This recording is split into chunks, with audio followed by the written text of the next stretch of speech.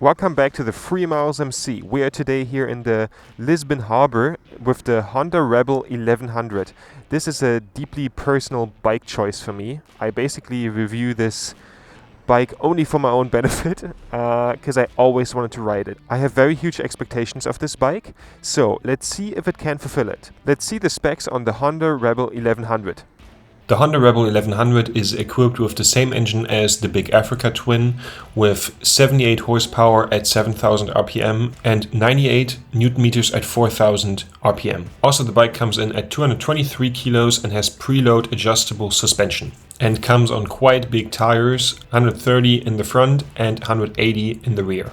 Even though the Honda Rebel weighs 223 kilos, it comes with a single front disc. The tank holds 13.5 liters and the bike consumes 4 liters on 100 kilometers. So what does this bike visually have to offer first of all?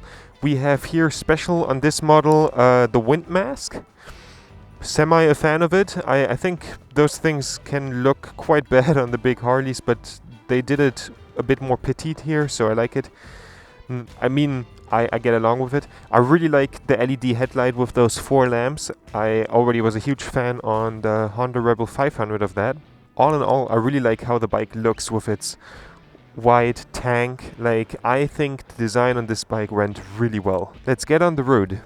So this bike has been on the market already for 2 years, and I've basically, when it came out, watched every review there was on it. So this will all be about the feeling of this motorcycle, this video basically. Of course I will also review the specs and everything, but yeah, first positive thing, I really like that the key point where you put the key in is for the lock of the handlebars right here and for the engine right here. That is such a cool little feeling. I think that matters more than every kind of whatever suspension, because you will do this so often when you own this bike, and it just feels really cool. So, short backstory on my story in motorcycle riding. I started motorcycle riding during a vacation where I rented a motorcycle. When I then looked for bikes while doing my license, I found the Honda Rebel 500 and I instantly was in love with it. I wanted it so badly. It was from the price also kind of manageable, but I knew I didn't have the money. So I kind of begged my parents to help me with getting this motorcycle. And they were like, no, we don't want you to get a bike in the first place. This whole plan sucks, which I can understand. At the point, 5,000 euro expensive Honda Rebel was out of the question for me, and I've got myself a 500 bucks, a 600 cc Super Sport for, definitely not the smartest choice for a first bike. But I always looked at the Rebel line, and then when the Rebel 1100 came out, I so badly wanted one, but I knew I couldn't afford one, and watched every review on it, and now I finally get to ride it. I still cannot afford it, but I so badly wanted to ride this bike one day, and that is mainly because I actually really like cruisers. But the thing is, I like this specific kind of cruiser. I wouldn't want a cruiser with front-mounted controls and everything. For me, this is kind of where it's at for motorcycles. Cruiser with mid-mounted controls is kind of my dream bike. I kind of like all of these ones. I also personally like the Ducati Diavel and the Triumph Rocket.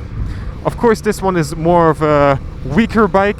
I still think that for a beginner, this is basically kind of a muscle bike that still handles fine, and this is just kind of what I want a bike to do for myself. And if it then still handles good, which many reviews online say it would, I'm about to find that out myself today. I would say I'm really happy if I would have a bike like this. So let's see if the Honda Rebel 1100 keeps all the things that it promises to me, because I would love for all those things to be true and this bike that I have in my head to actually exist. So let's go!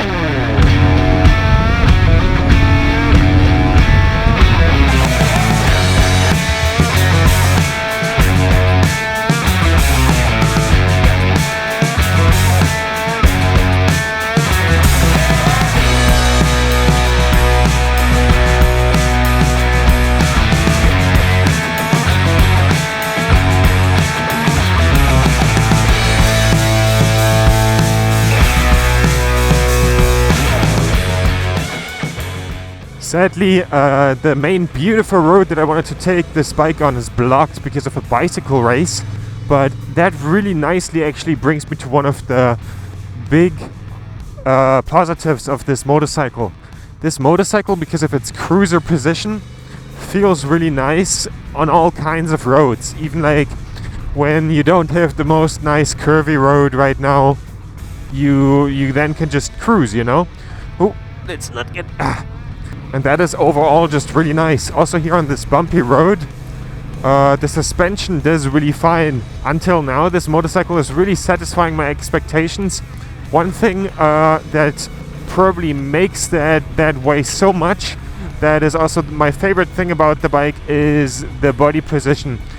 One of the things that you usually talk about when it comes to the body position is the body position comfortable on a motorcycle, or does it fit for all kinds of riders? And with this one, that is definitely the case. Like, it's good for tall riders like myself. I really feel nice on this bike, but also for really small riders because the seat height is very low. But one thing in specific that I want to get into about the body position. The body position really influences how this bike feels. Like, this is a quite tall bike in the sense of it feels big. It feels properly big. And also it feels properly big for someone my size. I'm 6'5", and I sit comfortably on this, and I feel like I sit on a proper motorcycle. And that, combined with the torque and with the power of the engine and the mid-mounted controls that still enable good handling, is just absolutely amazing. To be honest, the thing that constantly makes me want to go quick on this motorcycle and accelerate is the fact that I feel not like a tall human being on this motorcycle for once, and I feel like I sit on a proper bike, and that is so nice for once. I really like that.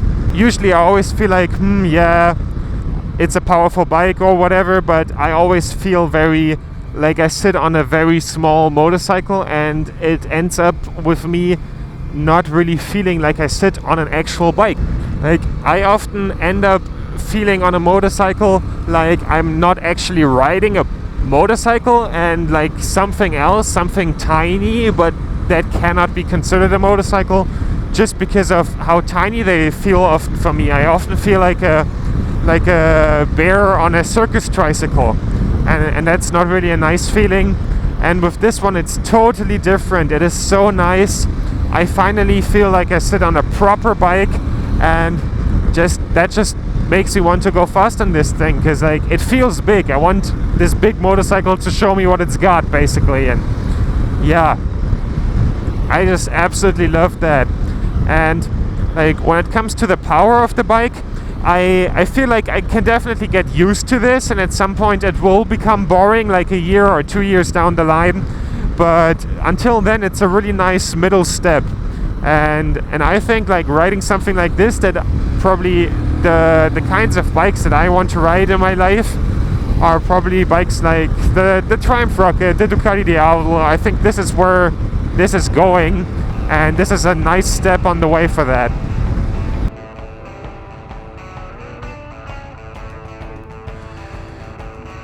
Okay.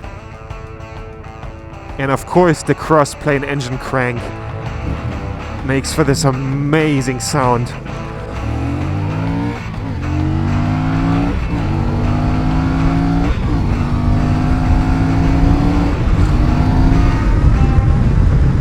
That was so good, really nice. Also here on the side of the tire, the Honda Rebel 1100 just does really well. Like, you almost forget you sit on a cruiser. Only little complaint, which is probably just because I haven't ridden that many powerful motorcycles yet. When I earlier accelerated with everything this bike has, from a start all the way to up to 160, it accelerated so hard that it gave me a headache. So yeah, do with that info what you want. So I'm now riding back into Lisbon. You can see the big Jesus statue over there, and over there is the red bridge that looks like the Golden Gate Bridge in San Francisco. And I think that's the perfect point and scenery to kind of conclude my opinions on the Honda Rebel 1100. This bike comes in at 10,400 something bucks in Europe, and I think that's basically 10 and a half. And I think for that it's a really good bike, and it offers quite a lot. I think for that price, Honda could have thrown in a USB port. Yes, this bike is more sporty and therefore has less character than something like the Harley Davidsons and Indians, but I think also with this, as it being a very sporty cruiser, it gives you a quite nice route into like well-handling muscle cruisers that are kind of blurring the line between naked bike and cruiser, because this does kind of that too. It also is like kind of an identity crisis if it's a naked bike or a cruiser. Apart from that, Honda offers a really solid package. All the electronics are really nice. I like how the ABS comes on. The traction control in sport mode is very weak in the sense of it's like you don't want it there because it's sport mode, but I earlier had a situation where I had the rear step out and I was wondering where is my traction control actually. It felt like it's just not there because I slowly closed the throttle to not send myself into a high side, and yeah. Apart from that, all the build parts are really high quality on this motorcycle. You don't have any cheap plastics except here in the handle bar. That is, I think, a minus compared to something like a Harley. But you also need to keep in mind the price. Also, the engine out of the Africa Twin here does an amazing job. It has such amazing torque down low. It makes a ton of fun, and that together with this feeling of this being a proper bike, finally feel again like I'm riding a motorcycle. So for all my taller viewers, definitely keep an eye out for this one. Also, just Honda managed to transport quite a lot of cruiser feel with this. Like, for example, that you switch on the bike down there. Actually quite funny, because if you pull out the key there, the key is warm, so if you have cold fingers you can warm your hands on the key. A few more negative things, but they are more smaller things. Like, they can be overlooked, but they are still there. I think that the front blinkers look a little bit cheap. I also don't really like the form of the exhaust, but I think you should put a slip-on exhaust anyway on this bike, because it sounds amazing, and with that it would sound even better. Apart from that, I'm currently not in Germany here, I'm in Portugal, right? And I therefore don't push it on the highway, so I would have not expected to run into the top speed of this motorcycle.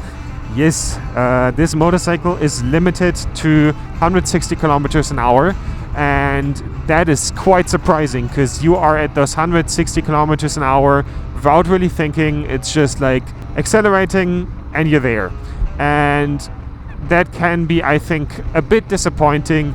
Like, especially I would like to, if I would own this bike, I would like to cruise maybe between like Hamburg to Berlin, like also if I do like maybe work stuff or uni stuff, you know. So I think the bike should definitely have a higher top speed, but I mean, you can probably with a tune put that out of there, that limitation, because it just doesn't make any sense. Like, why is that even in there in the first place? Also, something that I have to say, I really like how the mirrors look. They look beautiful, but to be honest, I can only see half the street in them. Like, I don't see well on them at all. Like, I only see my own shoulder, no matter how I adjust it. I thought that was kind of a sports bike exclusive problem, but apparently some cruisers have that too. All in all, it's an amazing bike. I am really pleasantly surprised, because I imagined how this bike is to ride. This bike came out 2 years ago. I watched all the reviews online and kind of imagined how it would be to ride this bike, and it is how I imagined it to be. So I'm really happy about that. It just feels amazing. Speaking of the name Honda Rebel, you kind of really feel like a rebel when you're on the highway and you're just twisting the throttle, driving between cars. Like, honestly, this bike kind of makes me a little bit of a hoonigan because it feels so big, so I kind of want it to show me what it has.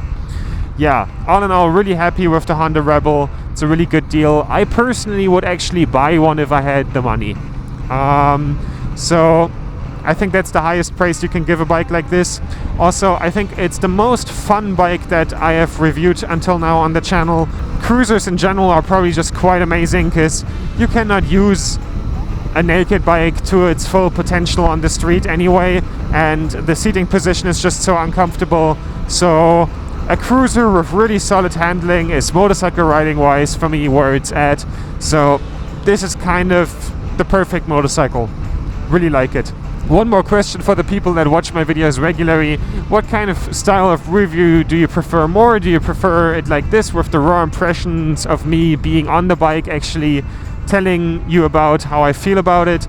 Or more the stylized versions with like loads of edits and cool camera perspectives?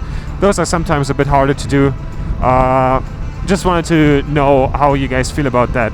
If you like what I do here on YouTube, consider subscribing to my Patreon. I also have the link to my Instagram and my other socials down in the description, and see you in the next video.